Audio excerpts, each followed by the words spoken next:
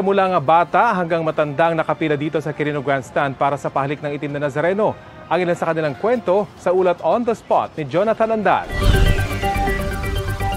Rafi, kumpara kanina nga alas 9 ng umaga ay mas humahaba po ngayon yung pila ng mga deboto para po sa pahalik at po pagpupugay ng itim na Nazareno. Ito po nakikita niyong pila sa aking unahan. Ito po yung regular na pila. Yung nasa loob na pila, yan po yung pila ng mga senior citizen, PWD at mga buntis. Kung makikita mo, Rafi, yung dulo ng pila na ito ay dito pa lang naman sa may malapit sa tapat ng isang hotel na katabi ng Quirino Grandstand. Pero kung titingnan natin doon sa kabilang side pa ng kalsada, pumipila dito sa pahalik. Ayon sa mga staff ng pumipila para makahaplos sa poon. May ilang naiyak ng makalapit na sa Nazareno. Ang magsasakang si Hazel mula Alitagtag, Batangas, halos 100 pirasong panyo ang ipinahid sa poon.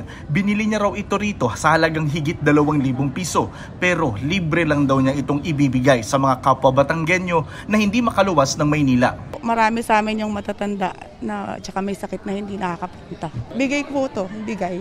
Walang bayad? Ihahaplos, isisimba.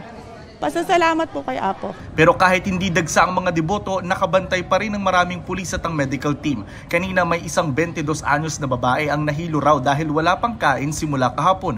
Pinakain siya at pinagpahinga bago umalis. Simula noong Sabado, 26 na ang binigyan ng atensyong medical dito sa Medical Assistance Tent sa Quirino Grandstand. Ilan sa kanila natusok ng barbecue stick at nabubog habang naglalakad papunta sa pila ng pahalik. Meron ding napaltos daw ang paa kakalakad pero karamihan nagpacheck lang ng blood pressure o di kaya nahilo saglit.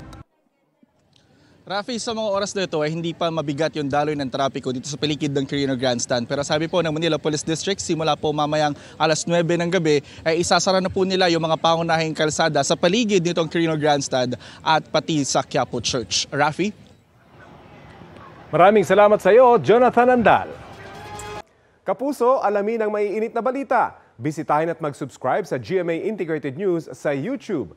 Sa mga kapuso abroad, samahan nyo kami sa GMA Pinoy TV at sa www.gmanews.tv.